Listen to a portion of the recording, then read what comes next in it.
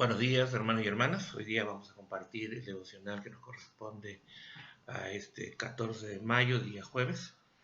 Dice el pasaje de Segunda de Reyes, capítulo 19, versículo 29 al 37.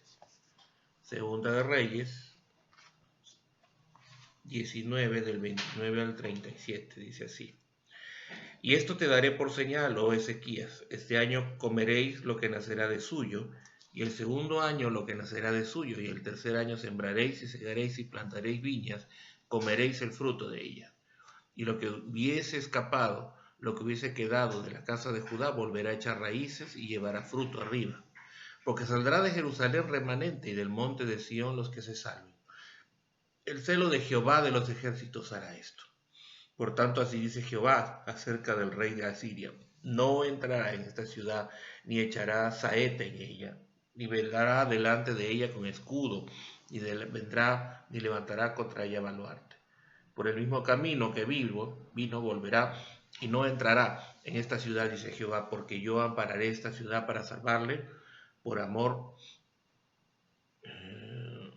por amor a mí mismo y por amor a David mi siervo. Y aconteció que aquella misma noche salió el ángel de Jehová y mató en el campamento de los asirios a 185,000. Y cuando se levantaron por la mañana, he aquí que todo era cuerpo de muertos. Entonces Sennacherib, rey de Asiria, se fue y volvió a Nínive, donde se quedó. Y aconteció que mientras él adoraba en el templo de Nisroch, su dios, Adramelech y Sarecer, sus hijos, lo hirieron a espada y huyeron a tierra de Ararat, y reinó en su lugar Esarhaddon, su hijo. Bueno, aquí está narrando un hecho histórico dentro de la narración de Segunda de Reyes, en el gobierno del rey Ezequías, uno de los reyes fieles a Dios que aparecen en la Biblia. Y Segunda de Reyes registra justamente parte de sus hechos, de su gobierno. Y acá ocurre una situación histórica muy particular, ¿no? El reino de Asiria, que se había hecho muy poderoso, había tomado dominio sobre la parte norte, el reino del norte, que era el reino de Israel. Pero ahora ellos deseaban también tomar control sobre el reino de Judá, que era el reino del sur. Entonces, al intentar hacer esto,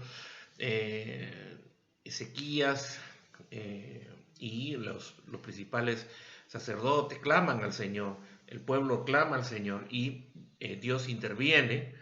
Y entonces este pasaje narra justamente cuando Dios entra a tallar y impide de que los asirios puedan tomar el reino de Judá, el reino del sur. Y así pudieron preservarse, pero ya, porque después, ya años después, este reino de Judá iba a caer bajo el dominio de los babilonios, ¿no? Entonces, un poco ese es el contexto histórico. Entonces, voy a leer lo que dice el comentario. El comentario dice lo siguiente: las apariencias engañan. Oye, me dijo mi esposa por teléfono, hay un mono en nuestro jardín.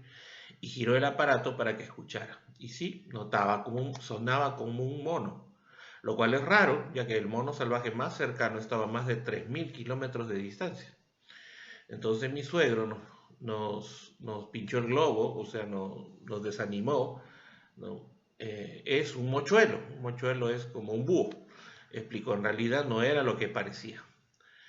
Cuando el ejército del rey Sennacherib tenía atrapado dentro de los muros de Jerusalén a Ezequías, el rey de Judá, los asirios pensaron que triunfarían, pero la realidad fue otra. Aunque el comandante asirio simuló hablar de parte de Dios para que se rindieran, viviréis y no moriréis, eso les dice en el capítulo 18 de Segunda de Reyes, el Señor estaba protegiendo a su pueblo. Sonaba como algo que Dios podría decir, pero el profeta Isaías les dijo las verdaderas palabras del Señor. Sennacherib no entrará en esta ciudad y yo ampararé esta ciudad para salvarla.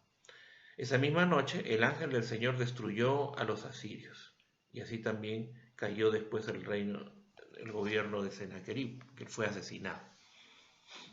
De vez en cuando encontraremos personas que con mucha labia nos aconsejarán mientras niegan el poder de Dios.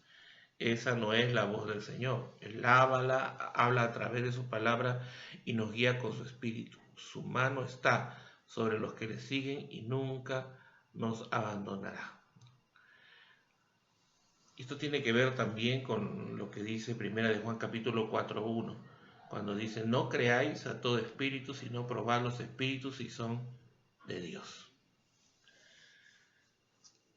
Una de las cosas que de siempre los creyentes debemos aprender es a distinguir cuando nos encontramos con enseñanzas falsas, enseñanzas que van totalmente en contra de lo que dice Dios en su palabra. Entonces, para eso nosotros necesitamos desarrollarnos en la capacidad de distinguir esas mentiras, esas herejías, porque ese es el nombre, ¿no? Cuando hay una verdad, cuando se presenta una supuesta verdad que está distorsionando los principios, la doctrina cristiana que nosotros recibimos por medio de la palabra, eso se le llama una herejía, ¿no? Ese es el término real, ¿no? Una falsa enseñanza. Y de eso vamos a encontrar bastante. Ahora podemos encontrar ese tipo de enseñanzas, ¿no? A través de las redes sociales. Recibimos mensajes, recibimos cadenas que nos mandan por el Facebook, que nos mandan por el WhatsApp, ¿no? Antes era por los correos electrónicos, pero ahora ya no pasa mucho, pero esa es la verdad. Justamente estaba leyendo ahora que en Australia el gobierno había tenido que intervenir porque había una secta, ¿no? Una secta parece pseudo evangélica que se llamaba Génesis 2, y ellos estaban vendiendo un líquido que era una combinación de elementos químicos que servían para sanar varias enfermedades y servía para blanquearte, ¿no? Y no solo te blanqueaba, sino te sanaba de varias enfermedades, y entre ellas el coronavirus, ¿no? Entonces, y ellos lo estaban promocionando y lo estaban vendiendo porque era un elemento sanador, ¿no? Un disparate, ¿no? Entonces, inmediatamente las autoridades ya han intervenido, porque en esta época de pandemia lo que menos se puede hacer, pues, es ofrecer artículos que pueden generar daño a las personas, ¿no? Entonces, y elementos que realmente están ofreciendo algo que no es, ¿no? Entonces, eso es lo que pasa con estas verdades falsas, ¿no? Es lo que pasó con esta supuesta niña que daba profecías y que de repente ella anunciaba que tal día no debían salir de su casa porque el ángel de la muerte y no sé cuánto, otro disparate, ¿no? Pero lamentablemente hubo gente que le creyó, ¿no? Ahora la pregunta es: ¿quiénes son estas personas que le creen creen este tipo de mentiras, que fácilmente se dejan arrastrar, como dice la palabra, ¿no? Que son como niños, ¿no? Que cambian de opinión fácilmente porque se dejan llevar por todo viento de doctrina, por cada novedad que aparece, ¿no? O por cada forma o enseñanza que escuchan por ahí, que les es atractiva o que se acomoda a lo que tú quieres hacer, lo que te gusta a ti, ¿no? Entonces lo adoptas, ¿no? Entonces, pero no es así. Aquellos que se dejan llevar fácilmente son los que no estudian la palabra, los que no crecen espiritualmente, los que no quieren profundizar en lo que significa la doctrina cristiana. Entonces, evidentemente, con facilidad son engañados, ¿no? Las estrategias de otros grupos religiosos, de estas sectas que existen, a la gente no le hacen estudiar Biblia. La gente no estudia Biblia en esas iglesias, ¿no? Y lo poco que le enseñan, se lo enseñan distorsionado, ¿no? Distorsionando las verdades fundamentales. Un creyente que ama al Señor, cuando recibe este tipo de falsas enseñanzas, lo primero que tiene que hacer es ir a la palabra y ver qué es lo que dice la Biblia realmente. Y en segundo lugar, inmediatamente uno tiene que buscar también consejo para poder aclarar estas ideas, porque hay cosas que confunden, ¿no? Hay mentiras que están bien inventadas, ¿no?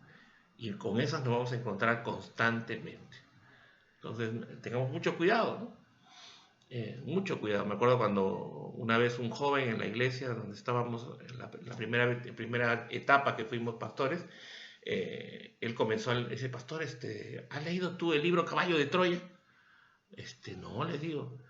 No, ahí habla cosas con respecto a la iglesia, ¿no? muy interesantes, habla sobre Jesús, ¿no? Entonces, ¿qué es lo que hice yo? Inmediatamente me conseguí el libro y comencé a leer el libro Caballo de Troya. Así que es un libro que venden que puedes encontrar en cualquier librería. Y ese libro habla pues, justamente de un grupo, de un experimento que realiza la NASA de manera secreta y en donde logran tener una máquina del tiempo, ¿no? Y con esa máquina deciden viajar no sé cuántos años en el futuro y no sé cuántos años en el pasado. Y escogen como fecha para el pasado la época de la vida de Jesús y deciden viajar hasta la época de Jesús allí en Israel.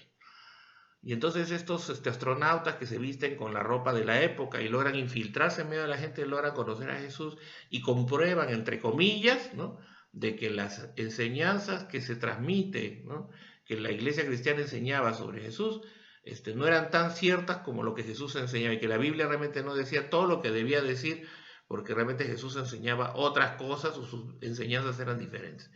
Eso era pues, para una persona que no conoce la palabra del Señor, eso fácilmente lo confundía y lo podía engañar, ¿no? Entonces tenemos que estar bien parados, ¿no? Entonces tenemos que aprender a recurrir a nuestro centro de verdad. ¿Cuál es nuestro centro de verdad? La palabra de Dios. Es la palabra de Dios. Este es mi elemento central de verdad. Aquí yo voy a colar, ¿no?, y voy a poder distinguir lo que es verdad de lo que es mentira. Entonces, el que no se preocupa por eso y fácilmente se traga, ¿no?, las mentiras que escuchamos en las redes, que fácilmente se traga, ¿no?, lo que le vienen a comentar otras personas, y a veces terminan dándole más valor a lo que dicen otras personas que lo que dicen los pastores, ¿no?, que lo que dicen los líderes de mi iglesia. Entonces pues evidentemente es una persona inmadura espiritualmente y va a ser siempre arrastrada por toda mentira, por todo viento de doctrina que se inventa cada cierto tiempo. Así que seamos cautelosos, pidamos al Señor, enséñanos a distinguir tu voz y alejarnos de esas voces mentirosas que buscan alejarnos de tu camino. Vamos a orar, hermanos, vamos a orar. Padre bendito, Señor, muchas gracias por tu palabra, por tu verdad, y que podamos tener siempre la capacidad de distinguir las enseñanzas verdaderas en tu palabra y frente a las mentiras que siempre encontramos en el camino y que vienen de diferentes fuentes, Señor, que buscan, Señor, alejarnos de ti y que buscan, Señor, confundirnos. Que podamos tener un espíritu firme, Señor, y anhelante de conocer tu verdad, Señor, porque tú eres la verdad y necesitamos, Señor, siempre estar empapados de ella para poder resistir, Señor, estas mentiras. Te damos gracias, Padre. Guarda nuestras familias en este tiempo, guarda la salud de nuestra familia, nuestra salud cuando entramos, cuando regresamos. Te pedimos, Señor, también por los que están pasando necesidad económica, que tú proveas lo que necesitan, que tú, Señor, les des todo lo que ellos requieran, Señor, y provee para su mesa, provee también, Señor, medicina. Guárdanos en este tiempo de cambio de clima, Señor, te pedimos, Padre, y te pedimos por nuestro país también, Padre, que este tiempo que está de alguna manera creciendo el número de contagiados, Señor, tú tengas misericordia de nuestro país, Señor, te lo pedimos, Padre bendito, en el nombre de nuestro Señor Jesucristo. Amén. Muy bien, hermanos, que Dios les bendiga y seguimos en contacto. Para cualquier cosa estamos a su servicio.